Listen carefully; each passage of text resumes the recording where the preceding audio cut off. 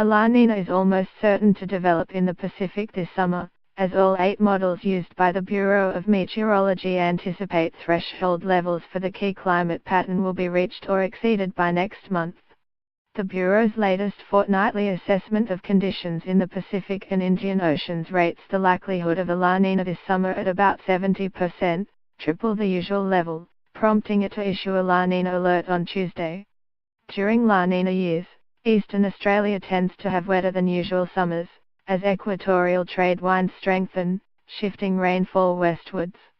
While the added cloud cover can moderate temperatures, there is also an increased chance of prolonged warm spells for southeastern Australia during La Ninas, the Bureau says. The cyclone season can also be more active than usual. But, as reported by Fairfax Media last week, the Indian Ocean's influence is tending to counter some of the typical La Nina characteristics, prompting the Bureau to predict much of the country may yet get a warmer and drier than average summer. Climate models suggest that any La Nina event is likely to be weak and short-lived, the Bureau said. This means it is expected to be very different from the strong 2010-12 La Nina. All 8 of the main models used by the Bureau point to La Nina thresholds being reached or exceeded next month, while most suggest the event will last until at least February. See Bureau chart below. But the Indian Ocean's influence of late has favoured drier than usual conditions over the Australian continent. Sea surface temperatures in the eastern Indian Ocean have been cooler than average, which may be limiting the feed of moisture over Australia, and opposing more typical La Nina influences, the Bureau says. In the near term, conditions have contrived to generate exceptionally warm conditions over much of southern Australia.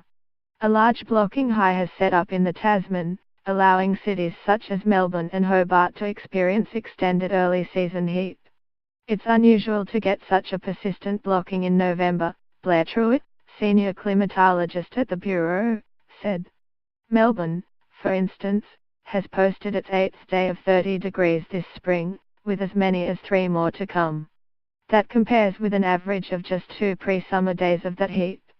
The city has also notched 4 days above 28 degrees in a row, including Tuesday, a tally that could stretch to 7 or 8 before the hot spell ends. The current record for November is 6 such consecutive days, Dr. Truitt said. Nights, too, are likely to break records, with the number above 15 degrees in a row on course to reach at least 14. The existing record for November is 9 such consecutive nights of 15 degrees or warmer. Hobart may collect its most days in a row above 25 degrees for any time of the year.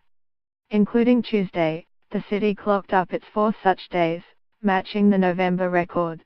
The current run of Hobart days above 25 degrees could reach 6 or more, setting a record for any time of the year, Dr. Truitt said. But the same system is directing onshore winds along the east coast, keeping a lid on temperatures such as in Sydney.